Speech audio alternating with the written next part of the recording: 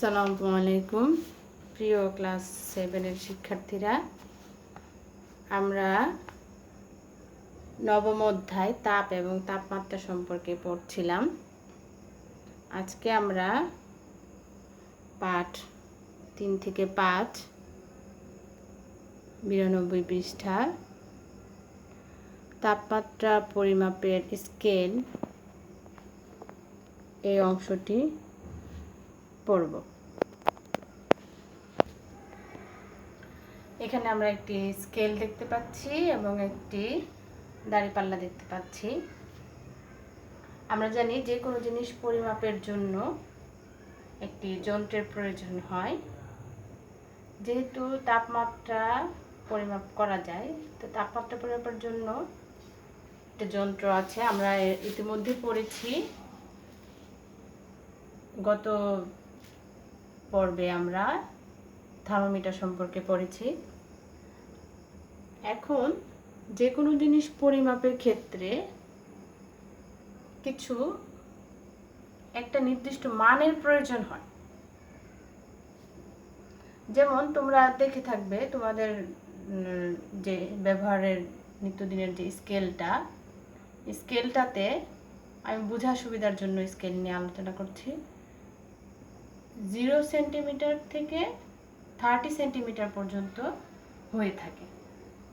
তো এটা কেন? আমরা যখন কোনো বস্তুকে ধরব, আমি যদি এই ইন্ডিকেটরটার দৈর্ঘ্য নির্ণয় করতে যাই, তাহলে যদি ইন্ডিকেটরটা এরকম হয় 1 সেন্টিমিটার পর্যন্ত, অর্থাৎ একটা মান নির্ধারণ, একটা নির্দিষ্ট মানের প্রয়োজন হয়, একটা জানা মানের প্রয়োজন হয়, নির্দিষ্ট এবং জানা আদর্শ মান, যে মানটি সব ক্ষেত্রে প্রযোজ্য হবে।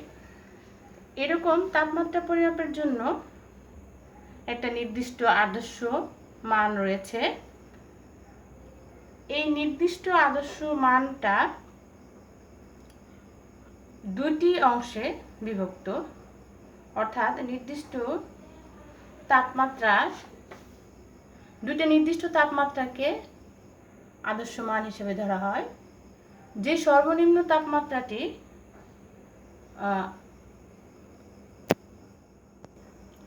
তো এই সম্পর্কে আজকে আমরা পড়ব।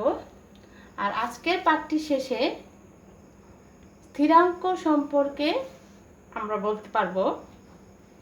সেলসিয়াস ও ফারেনহাইট স্কেলের মধ্যে সম্পর্ক নিরূপণ করতে পারবো, অথবা এই দুটি স্কেলের মধ্যে আমরা তুলনা করতে পারবো, এবং এই সংক্রান্ত তাপমাত্রা নির্ণয় বা তাপমাত্রা রূপান্তর সংক্রান্ত গাণিতিক সমাধান করতে পারবো। এখন চলে আসো, আমরা বলতেছিলাম যে পরিমাপের জন্য একটি নির্দিষ্ট মানের প্রয়োজন হয়। এই নির্দিষ্ট মান, তাপমাত্রা পরিমাপের জন্য যে দুটি নির্দিষ্ট মান নির্ধারণ করা হয়, একটিকে বলা হয় নিম্ন স্থিরাঙ্ক, অপরটিকে বলা হয় ঊর্ধ্ব স্থিরাঙ্ক। নিম্ন স্থিরাঙ্ক বিষয়টা বোঝার জন্য এখানে লক্ষ্য করো, আমরা দেখতে পাচ্ছি একটা বাটিতে বরফ গলে যাচ্ছে। প্রকৃতপক্ষে বরফ, যে তাপমাত্রায় বরফ গলে পানি হয়, এখানে বিশুদ্ধ বরফ কথাটি ব্যবহার করতে হবে। বিশুদ্ধ বরফ গলে পানি হয়, সেই তাপমাত্রাটাকে বলা হচ্ছে নিম্ন স্থিরাঙ্ক।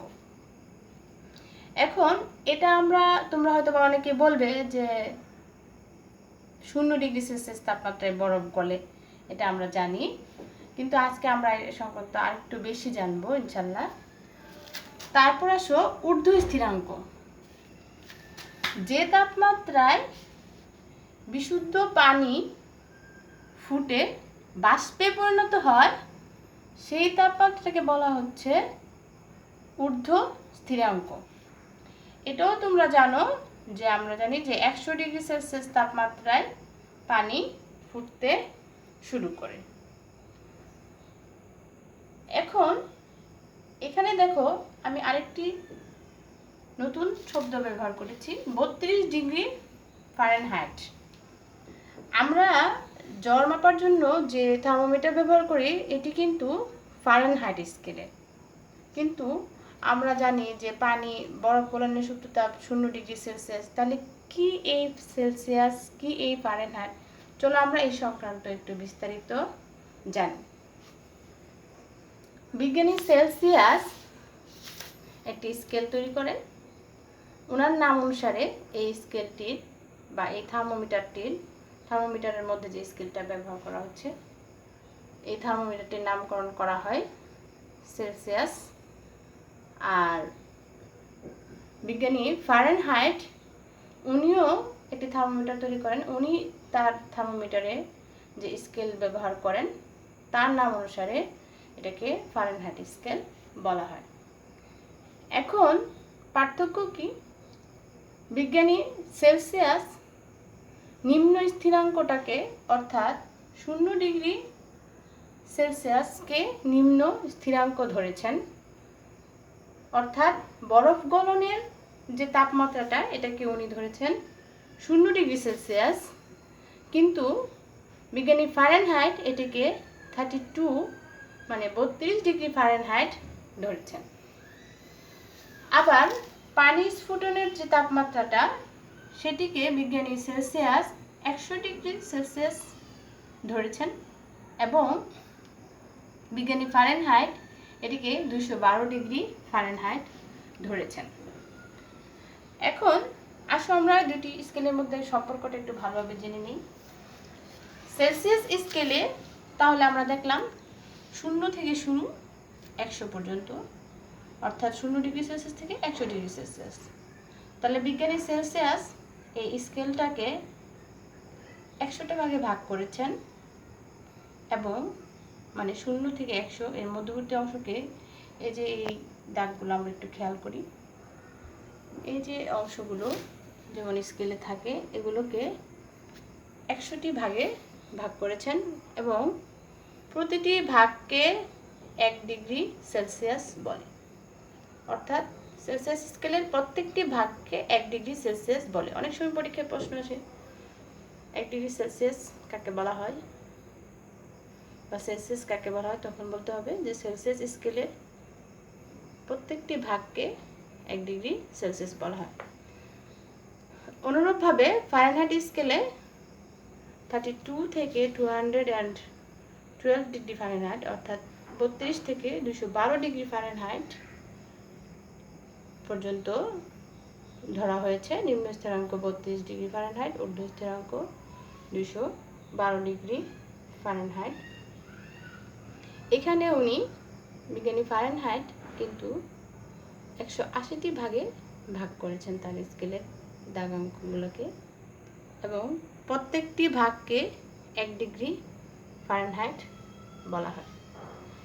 এখন আসো আমরা একটি সুন্দর এবং মজাদার গাণিতিক সমাধান করি। গাণিতিক সমাধানের জন্য সেলসিয়াস স্কেল এবং ফারেনহাইট স্কেলের মধ্যে একটি সমীকরণ নিরূপণ করা হয়।